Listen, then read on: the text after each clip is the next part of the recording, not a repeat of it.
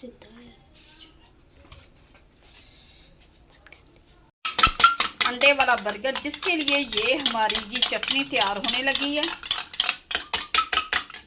और इसमें डालेंगे ये पुदीना, सब्ज मिर्च, चटनी, चटपटी जो चटनी होती है ये लगेगी।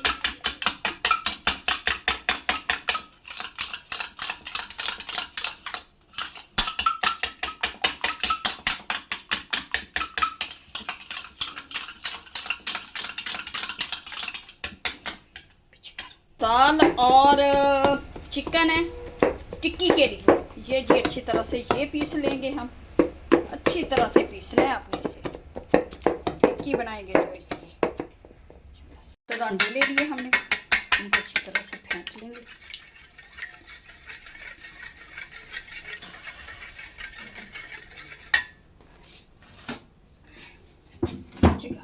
ये जी गोल मटोल जी हमने बनाई है टिक्की।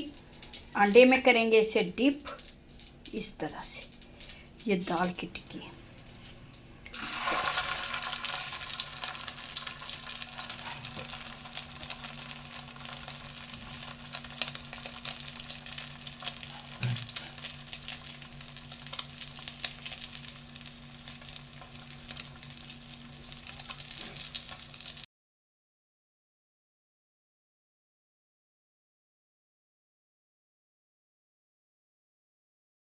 हो गई है।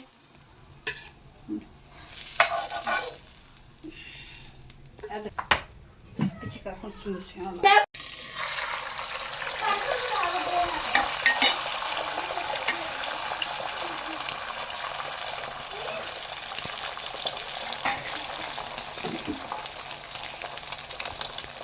रख दे रख दे।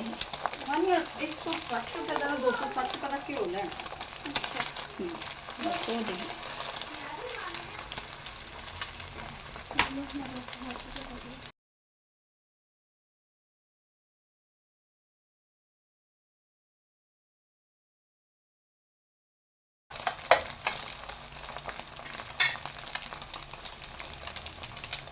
अग ना पिछे अगर मैं क्या अग ना और लकड़ जी थोड़ी थोड़ी जल्दी पई है।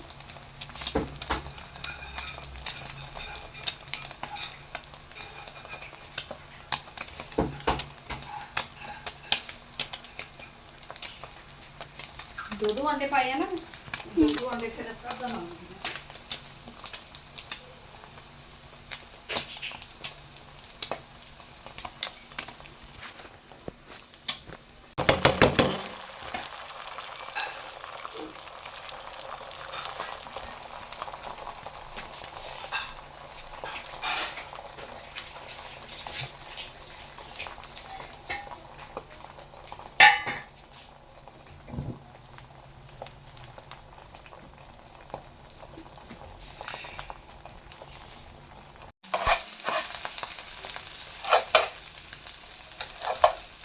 बस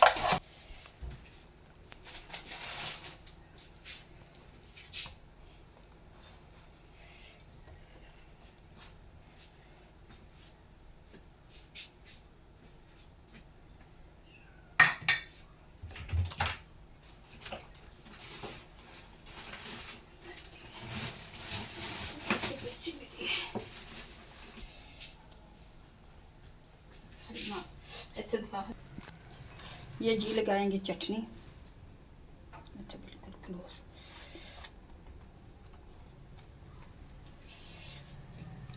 ऊपर आ जाएगी ये टिक्की।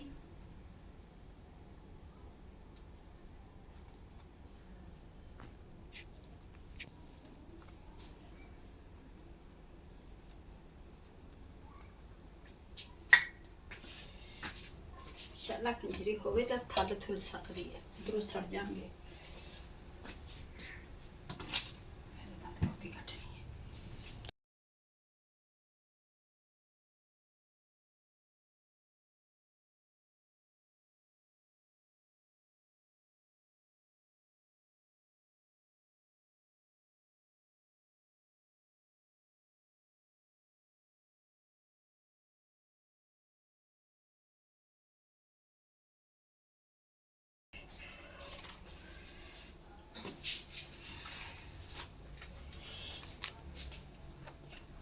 थी नजर आ रही है गंदी।